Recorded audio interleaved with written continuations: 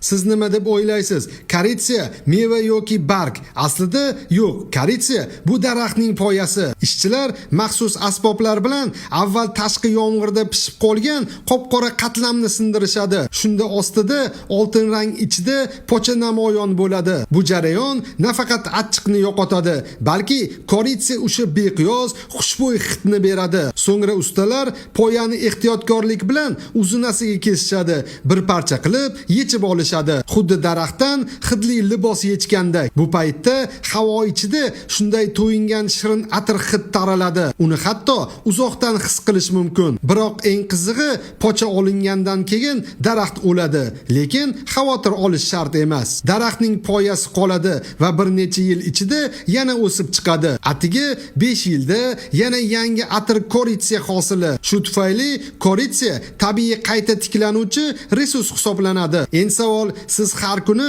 choy yoki desertga ishlatadigan o'sha koritsaning hidi ortida butun bir daraxt hayoti borligini bilarmidingiz? Fikringizni kommentariyada yozib qoldiring.